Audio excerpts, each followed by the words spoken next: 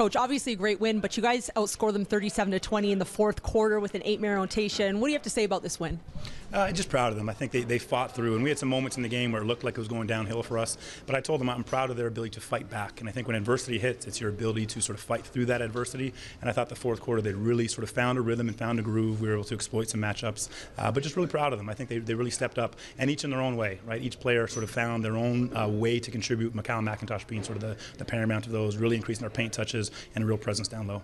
Talk a little bit about Mikhail. Do you think it was just because of opportunity, or was he just ready to go tonight? Yeah, I mean, he had a bit of a stinker the last game, so we challenged him to sort of really step up, and we put him in a space where he can be effective. And he had pretty good low post presence, but he's also a very good passer out of the block as well. And I think we sort of just, he rose to the occasion. And that's what you need to do. When you have 8 players, your players have to play well, and Mikhail absolutely did that today, so really proud of that. See someone who you think is going to step into a leadership role. We've talked about a little bit of a depletion on your roster, some of your vets missing. Who's going to step up and do that moving forward for you guys? Yeah, for sure. I think you know, him, people like Rodney Pryor, they've sort of been around a little bit and played in different places. They have that ability to come in and just be a voice of reason on the team and sort of give some guidance and some structure to our younger players, but also keep the ball rolling. It's a long, 48 minutes is a long basketball game, and you can't let, you know, the first 24 get you down. You got to find a way to play all 48, and our guys really did that today. And the second half was great basketball. Thanks, Coach.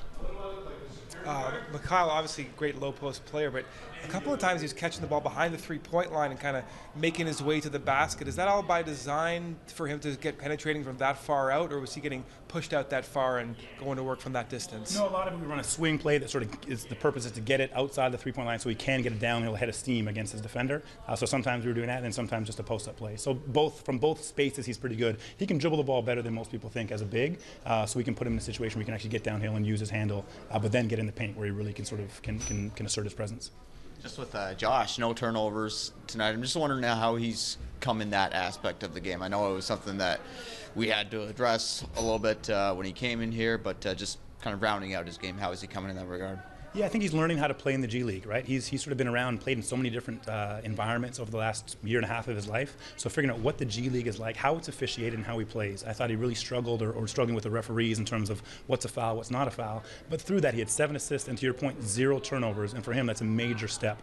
We show him a lot of film about his decision-making in pick and roll, and today he was very good. He was very high level in terms of not trying to force the extra pass and just make the easy one, and it showed on the stat sheet. So I think offensively, he'll be fine. We're not worried about that, but really proud of that sort of ability to 7 assists with 0 turns is great for him.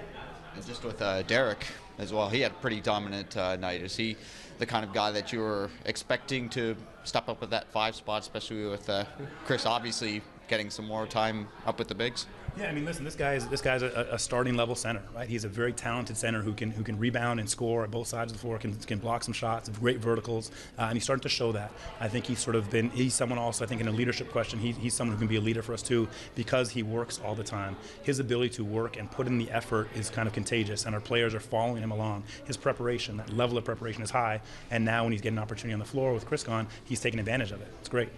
Final 20 seconds of the game, team's up 8. It looks like Josh is kind of dribbling out the clock. To me, it looked like he was going to dribble out the shot clock. Were you fooled a bit? Because it looked like he was feigning that he was going to just dribble it out, and then he just blew by the guy for a dunk. Were you fooled at all? Did you know that that's kind of what he was doing? No, yeah. We sort of had just an open play, just sort of him to sort of attack at the end of the clock. You know, the purpose of there is to use as much of that clock as you possibly can. So I think he literally, dunked it maybe with 0s on the clock. So perfect execution. It was just sort of a spread, a 1-4 low spread, ISO situation. So I knew he was going to attack. I just didn't know he'd be that hard and get right to the rim. And with Cook, in the first couple games, I was comparing him to Kadeem Latin a bit. Would get around the rim well and kind of miss those bunnies around the rim. And it seemed like today he was extra patient in traffic, waited that extra beat maybe to go up with it. Has that been directly coached into him to be a bit more patient? Or was it nerves that was causing the finishing issues around the basket? What's the difference you've seen in that regard? Yeah, again, it's his level of preparation. The last 3 games, I think he's known that he's going to be playing more minutes, and he's sort of amped up his level of preparation. He's getting extra, touches at shoot around, just in those exact same situations, catching the ball right around the hoop and just making that easy layup, right hand, left hand, different angles, different body positions.